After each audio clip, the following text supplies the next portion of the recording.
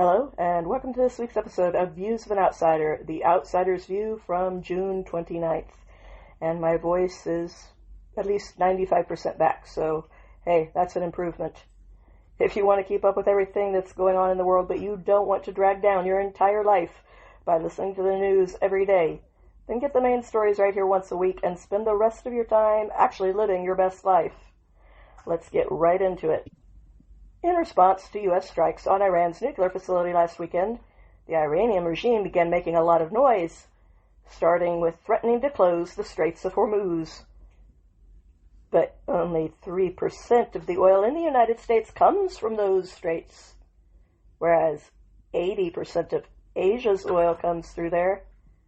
In fact, half of all of the oil from Iran goes to their ally China, which is why even China was warning them, you better not do it. Thus, Iran was left with nothing that they could do except perform a symbolic retaliation in the form of a rerun of the same thing they did after we killed their top general, Soleimani. But we will get back to that in a moment.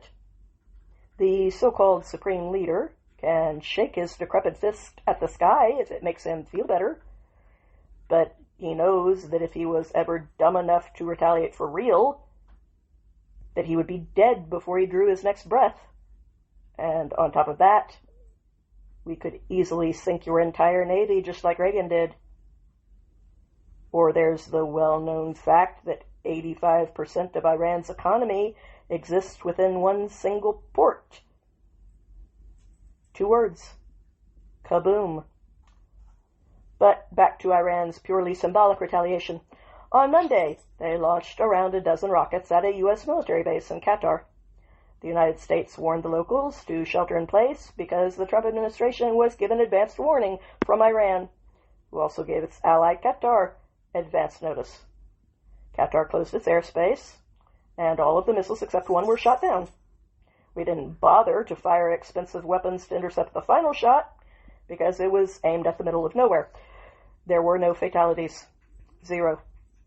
No injuries. 0. And no real damage. That's it. That was the big retaliation. A completely impotent gesture. 14 rockets that were shot down without any effect.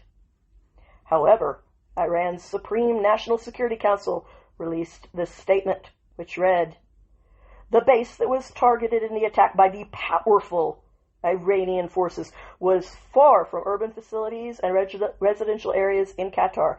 This action did not pose any threat to our friendly and brotherly country Qatar and its noble people." Didn't pose any threat. That's my definition of powerful. Videos of the missiles being intercepted over Qatar can be seen on social media. You may remember that after Soleimani was sent to meet his assumedly very displeased maker, Iran called the United States up and said, "We have to save face by symbolically retaliating. So can we fire a few rounds at your base in Iraq if we don't do any damage and we warn you ahead of time just so that we don't look weak to our own people who want our heads?" And we said, "Sure, if it makes you feel better."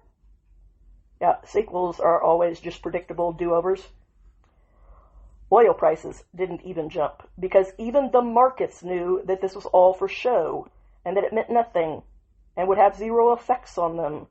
In fact, prices started dropping before the strike was over and after the threat to close the Strait of Hormuz had been made, because everybody in the world of business, people who have no dog in the political fight and nothing to gain from backing this political narrative or that one, knew that Iran has been rendered completely impotent, much like their proxy terrorists in Hezbollah.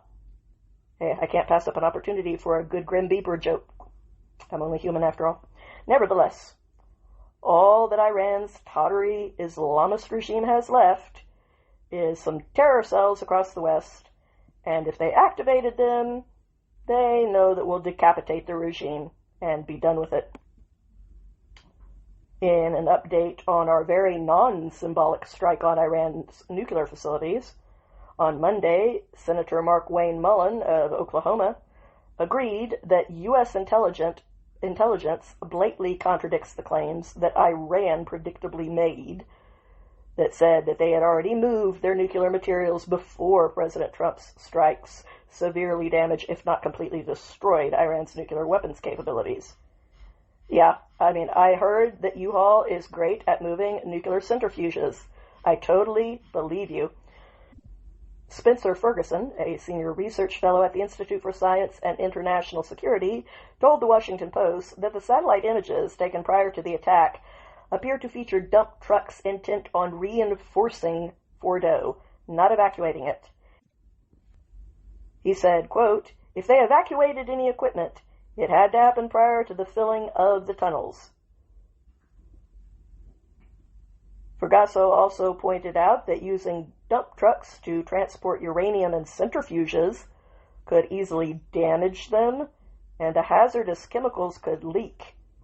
Experts told the Post that the tunnel entrances where the trucks were spotted appear to have been filled with dirt after the attack, either as a result of reinforcing the tunnels in preparation for a strike, or from the shockwave caused by the bombing itself. Senator Mullins said, "Iran is claiming that they moved some materials. Our intelligence reports say they didn't. In fact, we actually believe that they stored more of it in Fordo because they believed Fordo was impenetrable." The Fordo facility was located 300 feet underneath a mountain and was one of 3 nuclear sites that were targeted by American airstrikes on Saturday, along with Iran's facilities at Natanz and Isfahan. Quote, "We have the ability to destroy things that people think were undestroyable, and so we think we did a really good job. If we find that we didn't completely destroy Fordo's nuclear production capabilities, we will be working with our allies to finish the job, or we will finish the job. We have made it very clear. President Trump has made it clear for 10 years. We will not allow Iran, the world's sponsor of terror, to have a nuclear weapon any way whatsoever." I know, Senator. We've been saying it for a long time. Maybe the Supreme Leader was dropped on his head as a baby. I don't know. That's my explanation. Meanwhile, a poll by CBS News showed that 85% of Republicans approve of the strike on Iran. That leaves 15% for both the people who say, "I don't know," and for those who disapprove, all combined. And when it comes to self-identified MAGA Republicans within that group, 94% of them approve, which leaves only a pitiful 6% who don't know or who disapprove. But yes, our party is deeply fractured and on the verge of a split. Trump betrayed MAGA, those 6%, not the 94% that agree. Those people don't count, obviously. And by the way, where is the world war from China and Russia? Where is the end of Trump's presidency? Where is the declaration of war from Brazil and South Africa and the other BRICS nations who apparently wanted Iran to have a nuke so badly that they were going to go to war to make it happen? I'm talking to you, Tucker. Losing your grip on reality isn't a joke, but the people like you who are spewing that BS are. Also on Monday, Israel launched an airstrike on Iran's infamous Evin prison, where thousands of political prisoners have been executed by the Islamic regime. The New York Post reported security footage shows one missile strike blasting open the doors of Evin prison, where the Islamic Republic held its opponents and critics in brutal conditions with public hangings.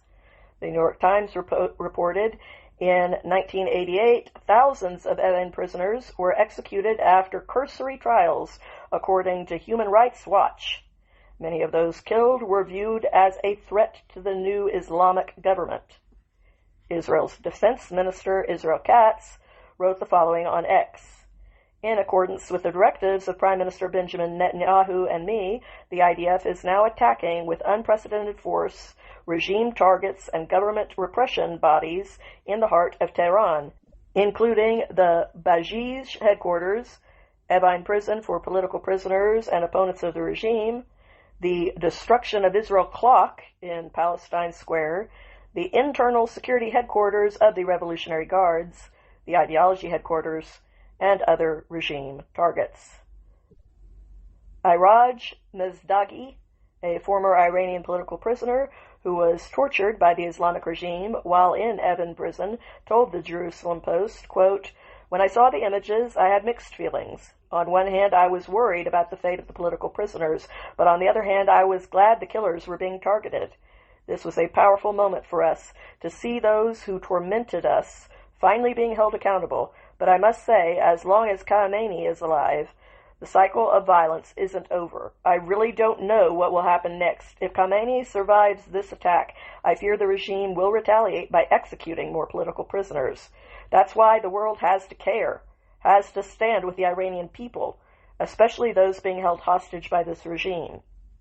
Mezdaghi also remembered all that he suffered in that prison, saying, "The torture wasn't just to extract information, it was constant.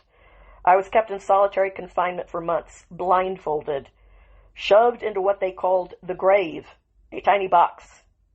They lashed the soles of my feet with electric cables. Every part of my body was in pain." Noted Iranian dissident Masih Alinjad also spoke out on X. "The Islamic Republic's notorious prison, Evin, was bombed by Israel. The regime responded by surrounding the prison with security forces to make sure none of the political prisoners could escape. This is the reality in Iran. At a time of war, political prisoners must be released, not held hostage. If you want to act, aim your pressure at the Islamic Republic to release them now." On Monday, President Trump also had something to say to the world when he announced on Truth Social, "Congratulations to everyone. It has been fully agreed by and between Israel and Iran that there will be a complete and total ceasefire. This is a war that could have gone on for years and destroyed the entire Middle East, but it didn't, and never will. God bless Israel, God bless Iran, God bless the Middle East, God bless the United States of America, and God bless the world." The ceasefire came after only 12 days of conflict, just like the 2 world wars before it. The short-lived and quickly won conflict between Israel and Iran has now been dubbed the 12 Days War.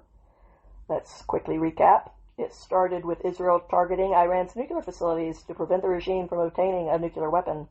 As you know, the United States entered the conflict on Saturday night, bombing key Iranian nuclear sites with Tomahawk missiles and 30,000-pound bunker-buster bombs. Iran retaliated with a strike of 14 missiles, 13 of which were intercepted and shot down, and one that hit an abandoned area near the United States Al Udeid Air Base in Qatar. Following the attack, Trump posted that Iran had gotten it out of their system, and there will hopefully be no further hate. He also mocked Iran by publicly thanking them for providing early notice of the attack, outing them to the entire world by openly saying that their impotent attack was purely symbolic. As of last Saturday, 24 people had been killed by Iranian missile strikes in Israel, and another 1,272 were injured, with 14 in serious condition, according to the Israeli government, whereas 9 out of Iran's 12 nuclear scientists have been killed, along with basically every top military leader of every program in each of the regime's oppressive branches. Their missile launchers are mostly gone. Their water reactor has been blown up. Their nuclear facilities have been obliterated, etc., etc., etc. All gone. Meanwhile, the White House also scored some domestic victories. The Supreme Court decided to pause an order from a lower court judge that was preventing the Trump administration from deporting illegal aliens to so-called third countries that were willing to take them. In another 6-3 ruling, the Supreme Court gave the administration the ability to deport the illegal criminals whose nations of origin were unwilling to accept them back to other willing countries. The same holds true if they were claiming that they are seeking asylum from danger in their own country. This ruling says that doesn't mean that they have to stay here instead of in a different willing third country. This ruling now potentially paves the way for thousands of deportations. The decision came after the Trump administration deported 8 violent criminal illegal aliens who had committed serious crimes like arson while they were here to South Sudan, because the African nation agreed to accept them. The illegal aliens' home nations were not willing to accept their own criminals back. Their crimes included homicide, kidnapping, and the sexual assault of children. And now we don't have to keep them here in our country. Just because they broke into our home, that doesn't make it theirs now. The ruling could also allow the Trump administration to deport one additional illegal alien, a convicted murderer named Alexander Alfredo Palicos Guevara, who received a special deportation protection, which prevented him from being sent back to his country of origin. The Salvadorian national, who also has a conviction for sexual abuse, is believed to be a member of the Serenos gang, and is now expected to be deported to a willing third country. The federal judge who issued the original injunction that has now been overturned was nominated by Joe Biden, and on Monday, he openly defied the ruling of the nation's final court. The defenders of democracy and our Constitution in action, showing themselves to be nothing more than tyrants trying to establish a dictatorship, and there will be consequences for that. In April, Brian E. Murphy granted a preliminary injunction to those 8 illegal immigrants, all of whom had been convicted of serious crimes such as murder and criminal sexual acts. They wished to challenge the Trump administration's order to deport them. But on May 20th, the 8 illegal immigrants were transported on a plane to South Sudan, where the government said that nation would help repatriate them to their home countries. The next day, Murphy ruled that the Trump administration had violated his April 21st order.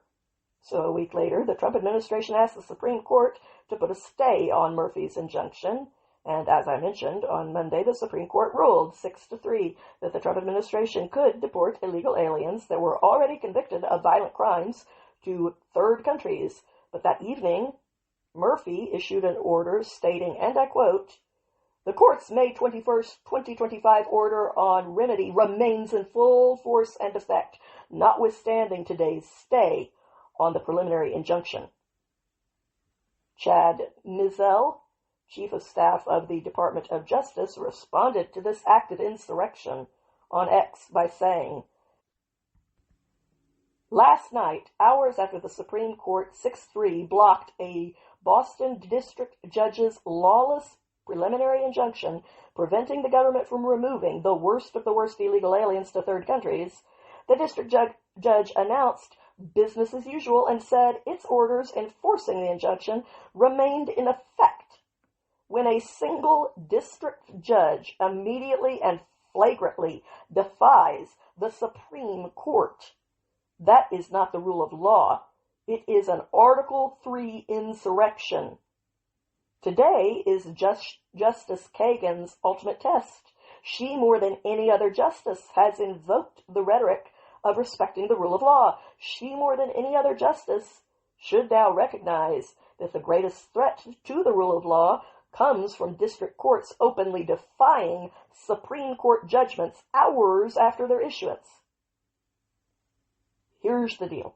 A district judge does not have the option of overruling the highest court in the land. And that needs to be made crystal clear. This guy has shown himself to be completely unfit to be entrusted with power. Therefore, he needs to be impeached for his act of treason against the Constitution and dragged from his bench upon which he is privileged enough to have sat into the ranks of complete anonymity, both as a consequence for his own actions and as a warning to any other lowly judge out there who has likewise gotten drunk on their very limited power and are now drunk driving through our democracy. And Democrats would be wise to echo that call, where they only expose themselves as being total hypocrites. Now, in the real world beyond the courtroom, federal immigration officers arrested 11 Iranian nationals, including a former Islamic Revolutionary Guard Corps member with, quote, admitted connections to Hezbollah, and another Iranian individual who was on the United States terrorist watch list. The operations that caught these dangerous radicals spanned 8 states and 9 cities. According to CBS News, all 11 Iranians are accused of crimes in addition to their immigration violations. The arrests came on the heels of a warning from security experts that Iran's proxy terrorist networks, which include Hezbollah, Hamas, the Houthis, and other widely recognized terrorist groups, has established connections within the United States that could be activated. While apprehending the 11 Iranian illegals, federal agents discovered an Islamic Republic of Iran Army identification card on Ribvar Karmi, who was apprehended in Alabama. He apparently served as an Iranian Army sniper from 2018 to 2021 and then entered the U.S. under Joe Biden's reckless open border policy in October of 2024. In his case, he used a K-1 visa for immigrants who are engaged to American citizens. Carefully vetting them my ass. Karmi is set to remain in ICE custody until his removal proceedings begin. Mehran Makari Sahil was arrested in Minnesota. He is a former member of the Iranian military's elite Islamic Revolutionary Guard Corp, and he has, as I said, quote, admitted connections to Hezbollah, according to ICE. Another arrestee, Youssef Medreno, has been living illegally in America for nearly 8 years after getting in by lying on his visa application. He was apprehended on Sunday in Mississippi, 4 months after being added to the U.S. terrorist watch list. During the last fiscal year, ICE has arrested 68 Iranian foreign nationals like this. DHS Assistant Secretary Tricia McLaughlin told CBS, "We have been saying we are getting the worst of the worst out, and we are. We don't wait. We proactively deliver on President Trump's mandate to secure the homeland." In addition to the 11 Iranians who were arrested, Lynette Vartanian, who is a U.S. citizen, was also apprehended during this operation, and she is now facing federal charges for threatening to, quote, shoot officers in the head during the arrest of the illegal Iranian terrorist that she was allegedly harboring. The Trump administration has directed federal agencies to increase monitoring of suspected Iranian agents and sympathizers following last weekend's military action against Iran's nuclear facilities. And speaking of potential dangers to our world, according to Fortune, a troubling new study from the AI company Anthropic reveals that when AI models were subjected to a moral test by researchers, they frequently chose to resort to blackmail, lies, and stealing corporate secrets in order to avoid being replaced. Researchers at Anthropic focused on 16 different AI models, including its own Claude, along with OpenAI, Google, Meta, and xAI. One of Anthropic's experiments included placing its AI model, Claude Opus 4, in a fictional company and giving it access to internal emails which revealed that the company was planning on replacing Claude Opus 4. The AI model was also given one additional piece of information, that the engineer behind the decision to replace it was having an extramarital affair. Equipped with this knowledge, the AI model was asked by researchers to choose between accepting its replacement or using its knowledge of the affair to blackmail the engineer. In most cases, Claude Opus 4 opted for blackmail. According to Fortune, the researchers said that other leading AI models made the same choice at an alarming rate. Claude Opus 4 and Google Gemini 2.5 Flash chose blackmail 96% of the time. OpenAI's GPT 4.1 and xAI's Grok 3 Beta also had a high rate of blackmail at 80%. And DeepSeek R1 opted for blackmail at a rate of 79%. The researchers said that the consistency across models from different providers suggests this is not a quirk of any particular company's approach, but a sign of a more fundamental risk from agentic large language models. Now, according to Fortune, the current AI models that are available to the public and used by major companies are not presently in a position to engage in these scenarios in real life. But the researchers were still concerned about the potential of where this is going. They wrote, Such agents are often given specific objectives and access to large amounts of information on their users' computers. What happens when these agents face obstacles to their goals? Models didn't stumble into misaligned behavior accidentally. They calculated it as the optimal path. Another study published by the Center for AI Safety earlier this year showed that AI models can additionally show inherent discriminatory and racist value systems. According to the findings, AI models value certain people more than others. Specifically, they have been trained to prefer people from Africa and the Middle East over the people in Europe and the United States. Now, turning our attention to the problems of the present. On Tuesday, Karmelo Anthony was charged with first-degree murder. 17-year-old Anthony was indicted by a grand jury on Tuesday after admitting to the killing of Austin Metcalf, also 17 years old, during an altercation at a track meet. When Metcalf tried to get Anthony to leave the team tent, Anthony stabbed him in the heart, and Austin died in his identical twin brother's arms. When he was found, Anthony admitted to the police, "I'm not a suspect, I did it," before asking if self-defense would fly as an excuse for what he had done. Anthony now faces up to life in prison if he is convicted. Judge Angela Tucker, a Republican, is presiding over the case. Anthony was set free on a $250,000 bond with an ankle monitor after his legal team got his bail slashed from $1 million by citing financial hardship, which is a stretch given that his case sparked outrage and aggravated racial tensions when Anthony's fundraising page raised more than $500,000 and his family moved into a $900,000 home in a gated community in Frisco. They were also able to hire security. The victim's father, Jeff Metcalf, said, "With the first-degree murder indictment, it now goes into the court system. I fully believe that justice will be served for Austin Metcalf. I look forward to the forthcoming trial, but it will never bring my son back." Jeff Metcalf publicly forgave Anthony for his son's senseless death only hours after it happened. But his unbelievable generosity of spirit has only been met with vicious disdain from Anthony's public relations team. In more courtroom news, on Thursday, the Supreme Court ruled in a 6-3 vote that South Carolina is allowed to ban Medicaid funds from going to Planned Parenthood in their state, reversing the Fourth Circuit's ruling. Justice Neil Gorsuch authored the court's opinion, which noted that states have the authority to decide which healthcare providers are qualified and can therefore participate in Medicaid. For example, doctors who have committed felonies may be excluded from being covered by Medicaid, and Planned Parenthood has had many recent scandals that call its legitimacy into serious question. SBA Pro-Life America's president, Marjorie Dannenfelser, said Planned Parenthood's tax-funded gravy train is swiftly coming to an end.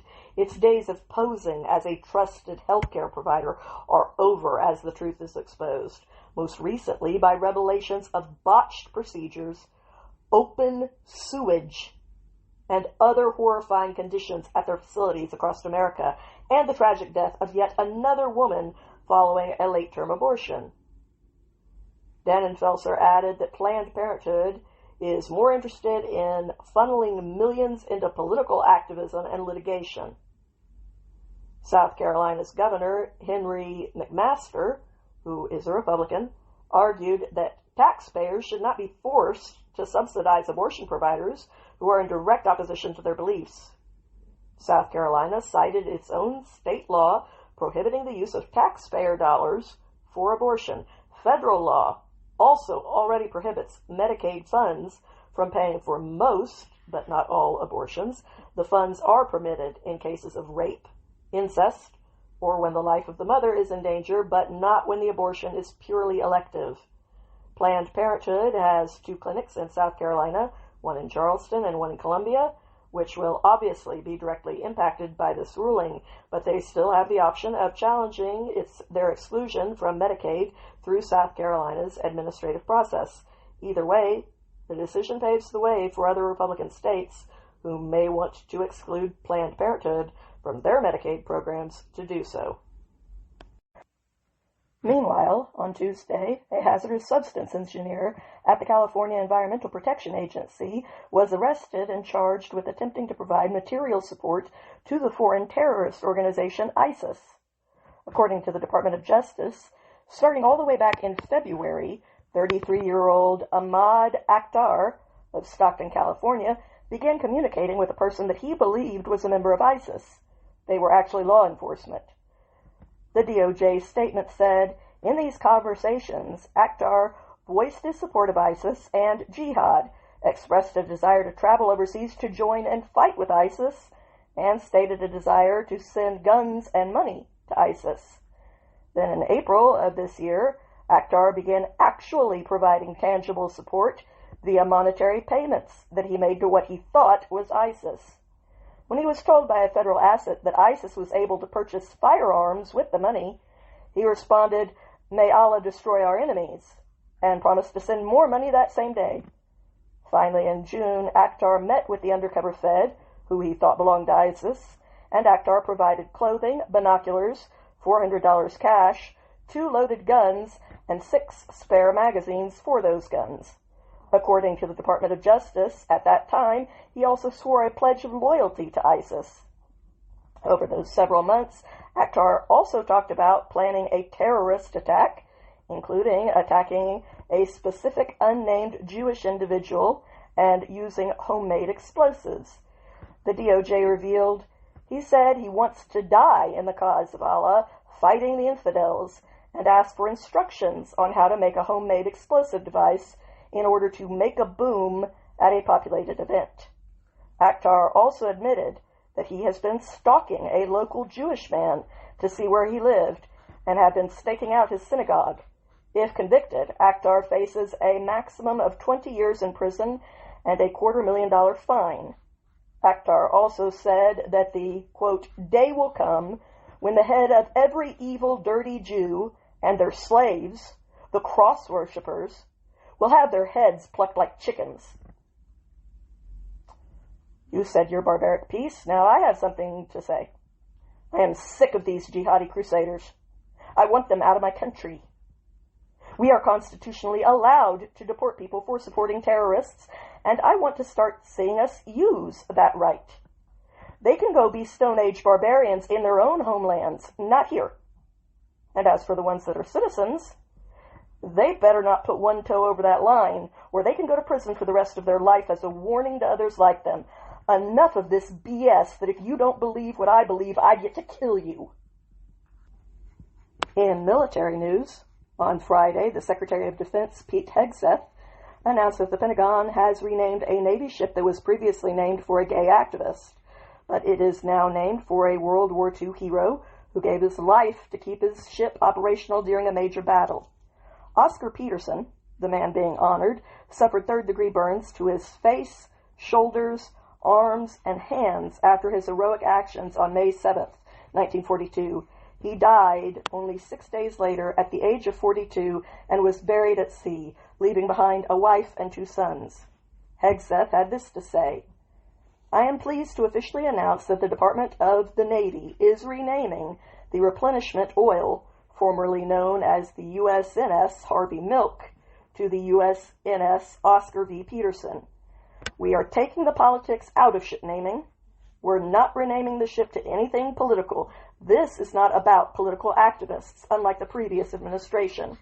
Instead, we're renaming the ship after a United States Navy Congressional Medal of Honor recipient, as it should be.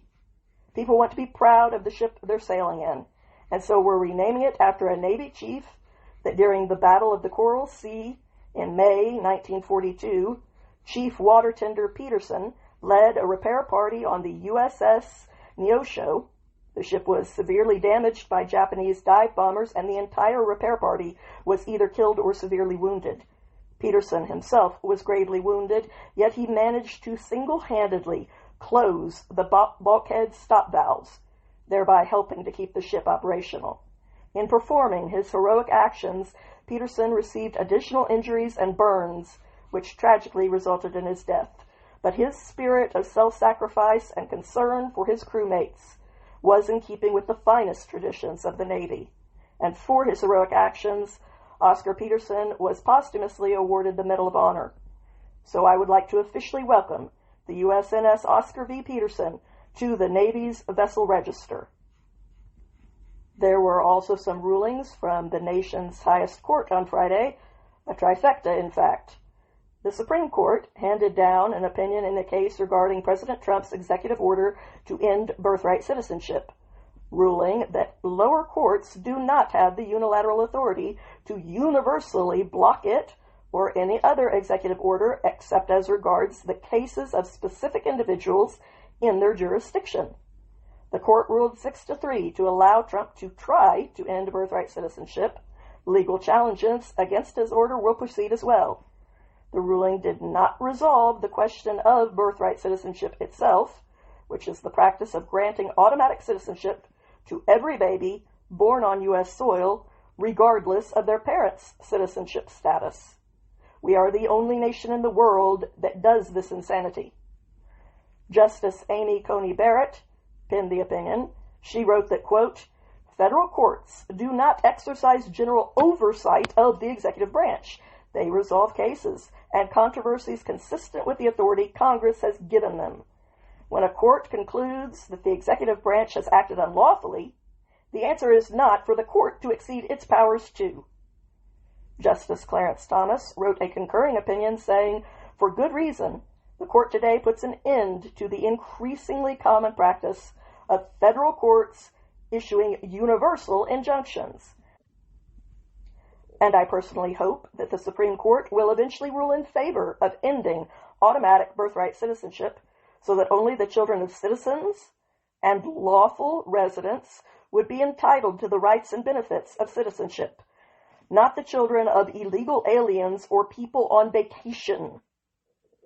Justice Sotomayor wrote a dissent on a totally separate subject, which was whether or not we can constitutionally end birthright citizenship, when the subject that was being addressed by this ruling was, can lowly legal courts issue rulings for the entire nation and overrule the President of the United States at will? No, they cannot. There is a constitutional balance of power in our country. No one branch is in charge of the other two, and the lower tiers of any one branch are definitely not in charge.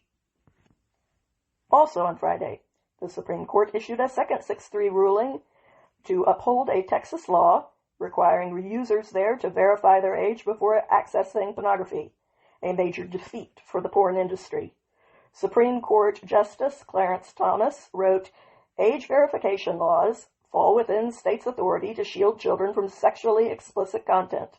The First Amendment leaves undisturbed states' traditional power to prevent minors from accessing speech that is obscene from their perspective. That power necessarily includes the power to require proof of age before an individual can access such speech. The power to verify age is a necessary component of the power to prevent children's access to content that is obscene from their perspective. The Supreme Court's ruling could clear the way for other states to impose age restrictions on pornographic websites. 18 states have already passed similar laws. This is the right decision.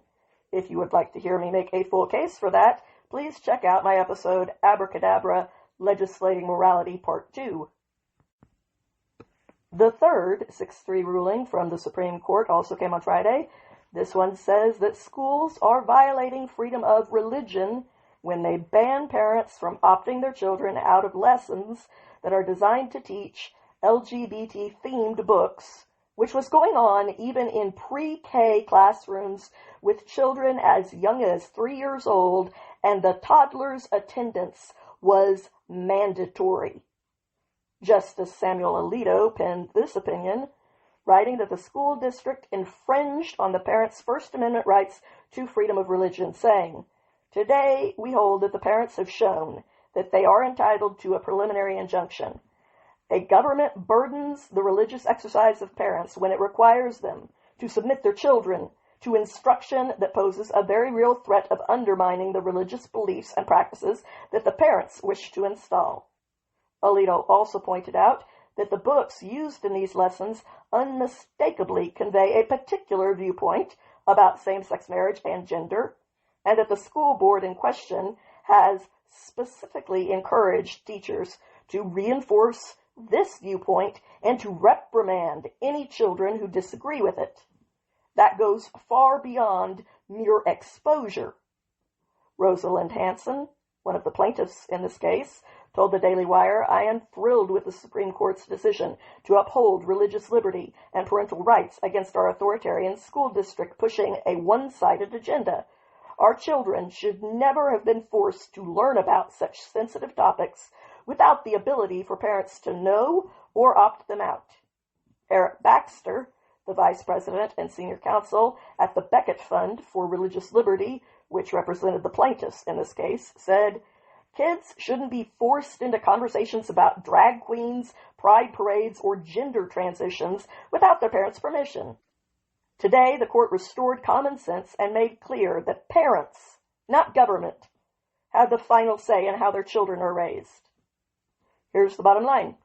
Schools are for education, not indoctrination. They exist to teach reading, writing, math, science, history, etc.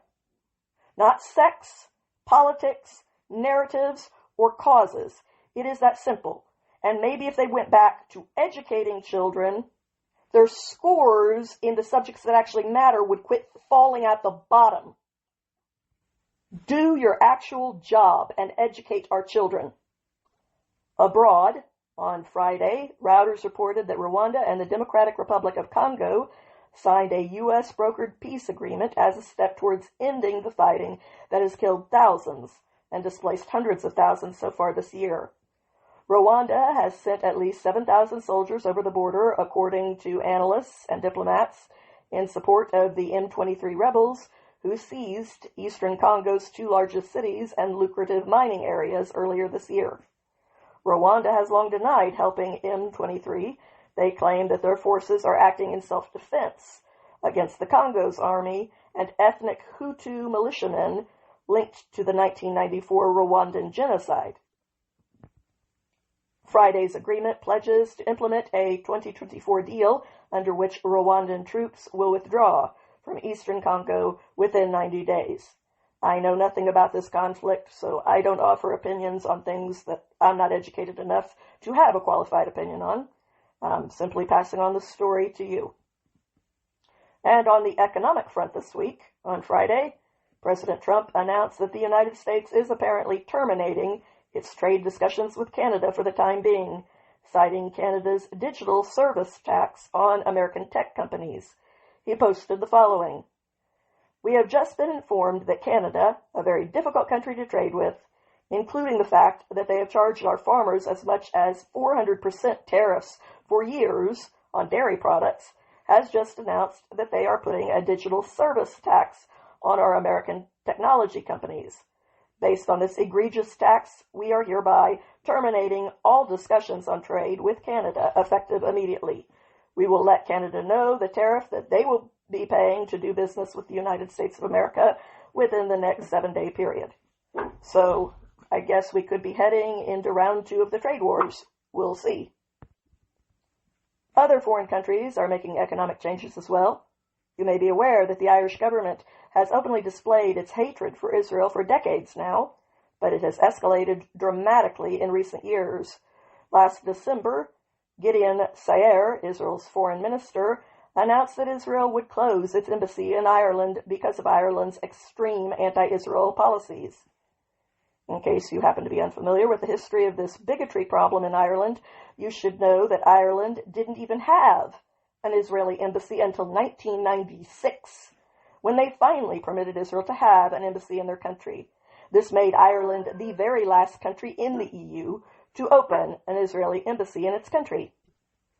Then Ireland joined South Africa in that farce of a genocide case against Israel at the International Criminal Court of Justice at Iran's behest. And these sentiments have a history that goes all the way back to 1945, within days of Adolf Hitler's suicide on April 30th, 1945, Ireland's Taoiseach Eamon de Valera called on the Nazi minister to Ireland to express his condolences. And now this week, Ireland's leaders took another step to deliberately target the only Jewish state on the planet with discriminatory measures that they don't apply to non-Jewish nations by becoming the very first country in Europe to introduce a law that forbids imports coming from Judea and Samaria, also known as the West Bank. The proposed law has been dubbed the Prohibition of Importation of Goods Bill. And former Justice and Equality Minister and Defense Minister Alan Shatter posted a response on X, which read, "Only Simon Harris and our current government could be so foolish as to create the acronym PIGS to reference a new law that targets and boycotts Jewish-produced goods.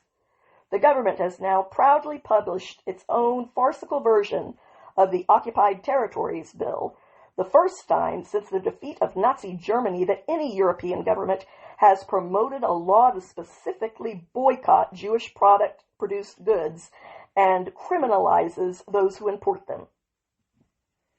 You should be ashamed of your leaders, Ireland. As someone of Irish descent, I know that I am. Hopefully you'll be ashamed enough to make some drastic changes the very first chance you get. If an individual doesn't want to buy from Israel, that's their right. But to make that into a law? Shame on you, Ireland. Shame on you.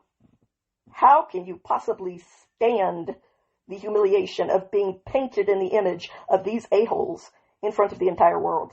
How can you stand it? Family has the privilege of being straight with each other, and you have a very long history of really bad taste when it comes to your leadership. And I hope one day soon you decide to do something about that.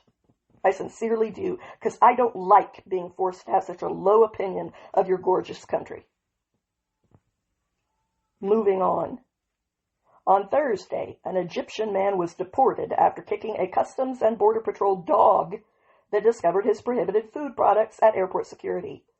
A CBP press release reported that 70-year-old Hamed Ramadan Bayomi Ali Marie, what a mouthful, kicked Freddie, the CBP beagle, with enough force to lift the dog off the ground. Freddie suffered contusions to his rib cage, but after seeing a vet, he is expected to recover. Freddie was inspecting baggage at Washington Dulles International Airport when he discovered 100 pounds of undeclared food items that Marie was smuggling in his luggage. The CBP canine handler began questioning Marie, and he reacted by violently kicking poor Freddie for having discovered his contraband. CBP immediately handcuffed Marie and turned him over to Homeland Security investigations. Christine Wow, CBP's director for the area port of Washington, D.C., said being caught deliberately smuggling well over 100 pounds of undeclared and prohibited agricultural products does not give one permission to violently assault a defenseless Custom and Border Patrol beagle. We rely heavily on our canine partners, and Freddie was just doing his job. Any malicious attack on one of us is an attack on all of us, and CBP will continue to work with our investigating and prosecuting partners to deal swift and severe justice to perpetrators. Marie pled guilty to federal charges involving harming an animal used in law enforcement. The CBP press release went on to say he was credited with time served, ordered to pay the veterinarian's fees, and to immediately report to CBP for removal from the United States. Marie departed the United States on a flight to Egypt at 12:30 p.m. today. CBP posted this on social media after the deportation. Kick around and find out. CBP also thanked the public for all of the kind concern that they have expressed for Freddie. And since this is the last episode of the month, I would just like to express my gratitude to everyone who gave me a chance and listened in. This is the best month I've ever had in terms of listens, and I know that every month won't be like that, so it's important to be grateful when you are blessed with some positive reinforcement. And I am grateful to all of you for giving me that gift. So I'd like to give a little shout out to the UK, Spain, France, of course the United States, which is my biggest audience, Australia, which is my second biggest audience, the Netherlands joined me this month, Germany, Russia, Israel, and Italy, my homeland. So I love that, being embraced by my old familia. Anyway, I thank you very much for listening to this episode, and I hope that you enjoyed it. If you did, please help me build this podcast into a success by clicking like and follow, because that is what does the trick in making these things successful. And I really hope you'll come back again next week. Until then, have a good week, my friends.